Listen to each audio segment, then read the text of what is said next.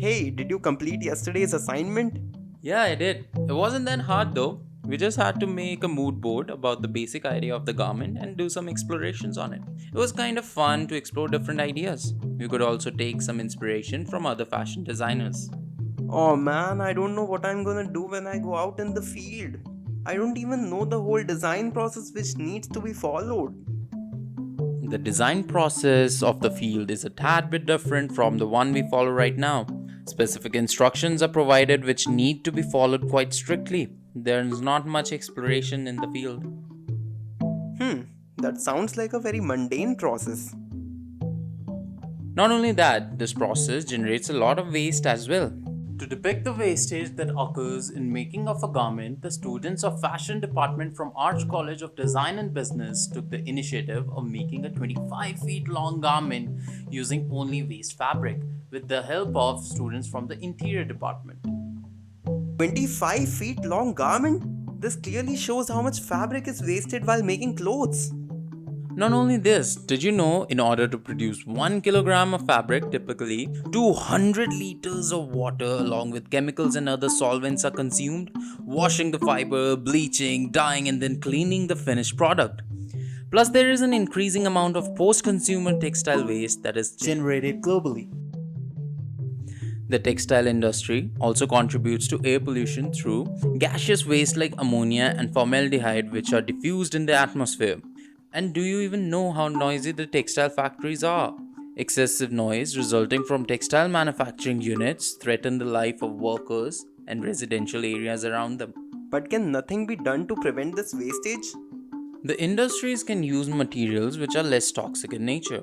It is not necessary that the natural stuff is always better or more sustainable. Indigo, for example, isn't a toxic dye, but it takes a tremendous amount of water to use it. Indigo plants also leave the soil in the fields infertile.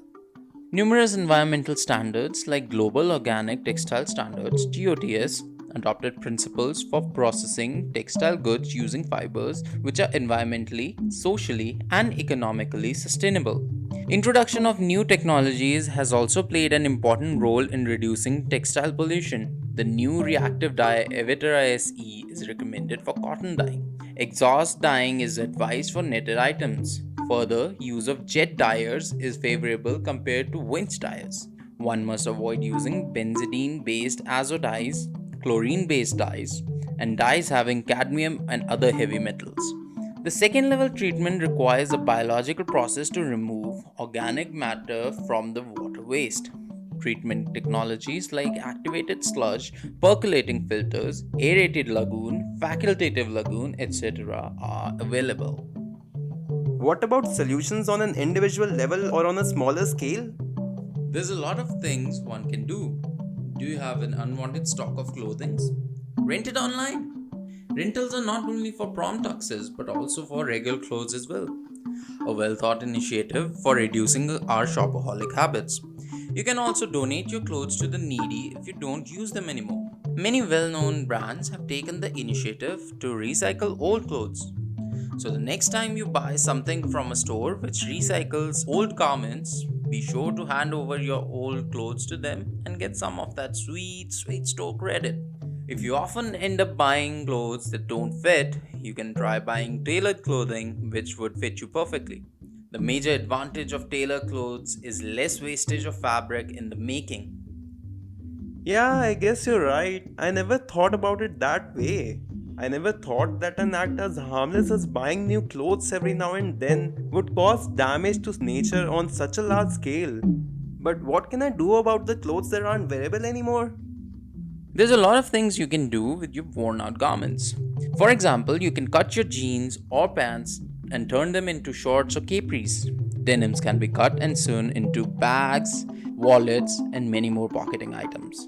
There are millions of DIY videos on YouTube on how you can turn a piece of used garment into something interesting. And if there's nothing you can do about a piece of fabric that you own, you can just use them as mops. Also, we can give our old garments to our younger siblings or relatives, or just donate them to the needy. Sounds interesting. I guess I can try some of these ideas myself.